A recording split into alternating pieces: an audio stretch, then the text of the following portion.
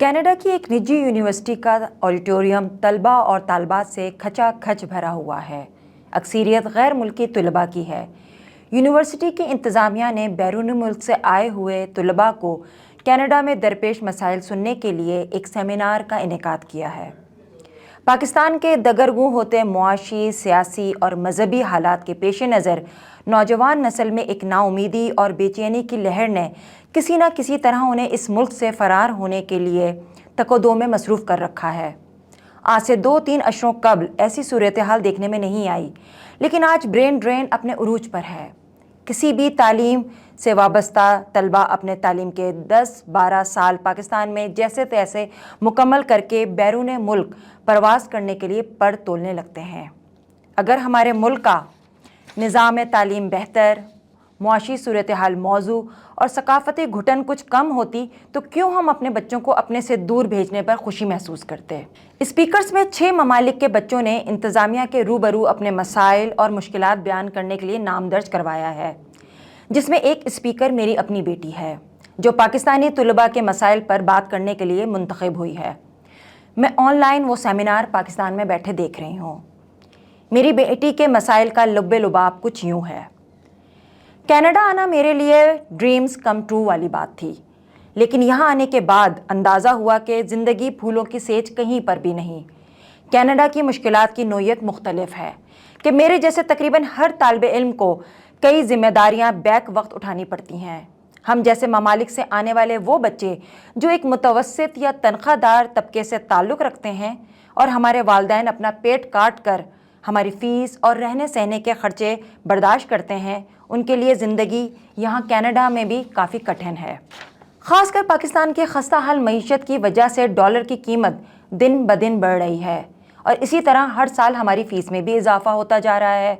लेकिन इतनी भारी फ़ीस लेने के बावजूद हमें बेशतर असातिज़ा या इंतज़ामिया की जानिब से कोई ख़ास रहनुमाई मैसर नहीं। सेमेस्टर शुरू होने से पहले अपनी फ़ील्ड के मज़ामीन मुंतखब करना एक शदीद ज़हनी कोफ्त का बाइस होता है कि कब की तारीख़ मिलेगी, क्योंकि ताख़ीर से तारीख़ मिलने पर नामौजू मज़ामीन ही हमारे लिए बचते हैं। अगर इतनी फ़ीस देकर भी हम अपनी मर्ज़ी और दिलचस्पी का कोर्स ना पढ़ सकें तो ये इस निज़ाम की ही ख़राबी है।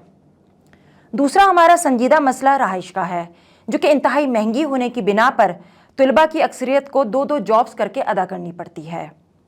स्टूडेंट्स के लिए पब्लिक ट्रांसपोर्ट का निज़ाम बेहतर बनाने की अशद ज़रूरत है, क्योंकि शदीद बर्फ़बारी, सर्दी और बारिश में रोज़ाना घंटों बसों का इंतज़ार और सफ़र तलबा की तवानाइयों को निचोड़ लेता है। स्टूडेंट के लिए बीमारी की सूरत में डॉक्टरों की अपॉइंटमेंट लेना एक मुश्किल मरला होता है, जबकि हेल्थ इंश्योरेंस के नाम पर हर माह एक खातिर रकम खुद ब खुद हमारे बैंक अकाउंट से कट जाती है। सबसे तकलीफ दह सूरत हाल एक स्टूडेंट के लिए तब होती है जब एक भी पर्चे में फ़ेल हो जाने की सूरत में यूनिवर्सिटी पूरे सेमेस्टर की फ़ीस चार्ज करती है और हमारी इल्तिजा सुनने वाला कोई नहीं होता। लामहला किसी न किसी तरह रकम का बंदोबस्त करना पड़ता है। ऐसे मसाइल के सद्देबाब के लिए यूनिवर्सिटी इंतज़ामिया को एक मौसर हिकमत अमली मुरतब करनी चाहिए। कमोबेश यही सारी शिकायत तमाम तलबा ने की।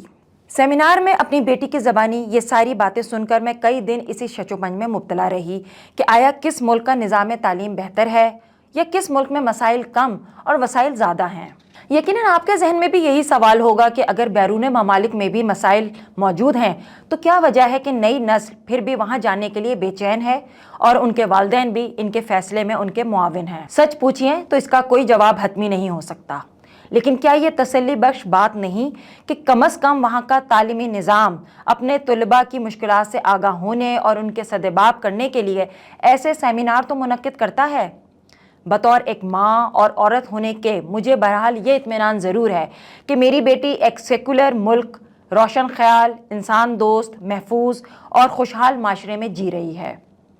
मजहबी शिद्दत पसंदी और रुजत पसंदी का बराह रास्त ताल्लुक़ मुल्की मईशत से जुड़ा होता है। मुनसिफाना मुआशी हालात, यकसा रोज़गार की फराहमी और सेहतमंद तफरी के ज़राए मुल्क से हर किस्म की शिद्दत पसंदी को कम करने का बाइस बनते हैं।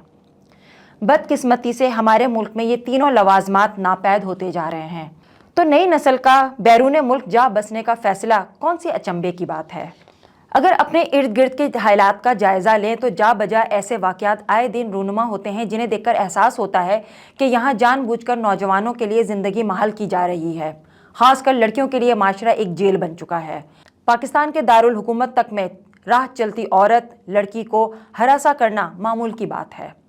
پیدل چلتی لڑکیاں آپ کو خال خال ہی نظر آئیں گی۔ تعلیمی اداروں میں لڑکیوں کے ساتھ کیسا سلوک ہوتا ہے، یہ چند ہفتوں قبل اسلامیہ یونیورسٹی بھاولپور کے اسکینڈل سے آپ بخوبی اندازہ لگا سکتے ہیں۔ یا 4 سال پہلے لاہور کے ایک پرائیویٹ اسکول کے ایک ٹیچر کی 9 عمر بچیوں کے ساتھ نازیبا حرکات کی کہانی سب کے سامنے عیاں ہونے کے باوجود کیا ہوا؟ کتنی صفائی سے تمام گندگی کو کارپیٹ کے نیچے چھپا دیا گیا۔ مشال خان کی اپنے ہی ہم جماعتوں اور درسگاہ کے دیگر افراد کے ہاتھوں دردناک موت کو کیا ہم بھلا سکتے ہیں؟ یہاں نوجوانوں کو سوال کرنے یا آزادی سے سوچنے کی بدترین سزا توہین مذہب یا غداری کے ٹیگ لگا کر بآسانی دی جا سکتی ہے۔ حالانکہ یہ صرف چند واقعات ہیں جو منظر عام پہ آئے ہیں، ورنہ ہماری ہش ہش پالیسی کے پیش نظر کتنے ہی حادثات کو دبا دیا جا چکا ہوگا۔ اس کا ادراک ہم سب کو بخوبی ہے۔ ثقافتی گھٹن کا اندازہ اس بات سے لگائیے کہ قطع نظر کہ تعلیمی ادارے گورنمنٹ کے ہیں یا پرائیویٹ، لڑکے لڑکیوں کے آپس کے میل جول کو فحاشی قرار دے کر اس پر پابندی عائد کی جا رہی ہے۔ جب دو جنس کے باہمی رابطوں کو فحاشی کے زمرے میں لایا جائے گا تو یہی فرسٹریشن معصوم بچے بچیوں کے ریپ کی صورت میں ہمیں معاشرے میں جا بجا نظر آنے لگی ہے۔ دوسری جانب مدارس میں معصوم بچوں کے ساتھ جنسی زیادتیوں کی ویڈیو آئے دن سوشل میڈیا پر وائرل ہوتی رہتی ہے۔ جب روک تھام کا کوئی طریقہ ہی وضع نہیں کیا گیا تو یہ ساری حرکات اسی طرح جاری رہیں گی۔ تعلیمی دور کے بعد نوجوانوں کے لیے روزگار کا حصول اس ملک کا بہت اہم مسئلہ رہا ہے، لیکن ہمارے کرتا دھرتا شتر مرغ کی مانند ریت میں مسلسل منہ چھپائے بیٹھے ہیں۔ یکساں تفریحات کے مواقع انہی معاشروں کا مقدر ہوتے ہیں جہاں معاشی، سماجی اور مذہبی حالات رواداری پر مبنی ہوں، تو پاکستانیوں کو تو تفریح کی بابت سوچنے کا تو اب حق ہی نہیں رہا۔ یہی وہ وجوہ ہے کہ نئی نسل اس حب زدہ ماحول سے فرار چاہتی ہے۔ بات صرف موقع ملنے کی ہے۔ جہاں تک بات تعلیمی نظام کی ہے تو نہ صرف پاکستان بلکہ پوری دنیا میں یہ نظام سوائے ایک منافع بخش کاروبار کے اور کچھ نہیں رہا۔ اگر آپ ایک ایلیٹ گھرانے میں پیدا ہوئے ہیں تو دنیا کی کسی بھی ٹاپ کلاس یونیورسٹی میں داخلہ اور ڈگری حاصل کرنا آپ کے بائیں ہاتھ کا کھیل ہے، لیکن اگر آپ کا تعلق ایک متوسط طبقے سے ہے تو مشکلات ہر جگہ آپ کا استقبال کرنے موجود کھڑی ہوں گی۔ پاکستان میں میٹرک سسٹم ہو یا برٹش OA لیول، چاہے IB سسٹم، ہر ادارے میں اچھے اور تعلیم یافتہ اساتذہ کی کال ہے۔ ہر جانب ایک بھیڑ چال ہے۔ اصل میں یہ بزنس ہے، نظام نہیں۔ طرح طرح کے ایجوکیشن سسٹم، بھانت بھانت کے دماغی اہلیت کو جانچنے والے ٹیسٹ صرف پیسہ کھینچنے کے علاوہ اور کچھ نہیں، لیکن سب جانتے ہوئے اور نہ چاہتے ہوئے بھی ہمیں اسی سسٹم کے گرد چکر کاٹنے پڑتے ہیں۔ چوہا دوڑ کو جاری رکھنا پڑتا ہے، صرف اس لیے کہ اپنے بچوں کو یہاں سے نکال سکیں۔ کیوں؟ اس کا میرے پاس واقعی ایک مدلل جواب موجود ہے۔ آج اگر میری بیٹی کینیڈا کی ایک یونیورسٹی کی انتظامیہ کے سامنے اپنی مشکلات اور مسائل کو اجاگر کر رہی ہے، سوالات اٹھا سکتی ہے، نظام کی خرابی پر کھل کر بات کر سکتی ہے، تو اس کا مطلب ہے کہ اسے وہاں سوال کرنا سکھایا جا رہا ہے۔ یک بستہ سنسان راتوں میں کام یا کلاس سے واپسی پر 1 آدھ گھنٹہ بس اسٹاپ پر تنہا لڑکی خود کو محفوظ محسوس کرتی ہے تو اس کا مطلب ہے کہ اسے وہاں ایک انسان ہونے کا رتبہ حاصل ہے۔